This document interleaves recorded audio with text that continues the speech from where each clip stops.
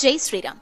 జనవరి 22వ తారీఖున మన గృహాల్లో 5 దీపాలు ఎందుకు వెలిగించాలి, ఎలా పెట్టాలి తెలుసుకుందామా? నారాయణుడు నరుడిగా రూపం దాల్చి ఎన్నో కష్టాల్ని మనలాగే అనుభవించి ఎక్కడా తొణకని బెణకని తన సుగుణాలతో అప్పట్నుంచి ఇన్ని యుగాలు దాటినా మనిషి జీవితం ఎలా ఉండాలో జీవించి చూపినవాడు శ్రీరామచంద్రమూర్తి. ఎప్పటికైనా రామయ్య తన రాజ్యానికి రాకపోతాడా అని 500 ఏళ్ల నుంచి 5 తరాలు తమ కన్నీటితో రామనామంతో ఆవేదనతో పోరాడే శక్తి లేక సాధించుకునే మార్గం తెలియక తమ దేహాల్ని వదిలి వెళ్లిపోయారు. మళ్లీ 100 ఏళ్ల తర్వాత ఈ తరానికి దక్కిన అదృష్టం మన రామయ్య ఆలయ నిర్మాణం, రామరాజ్య పాలనం.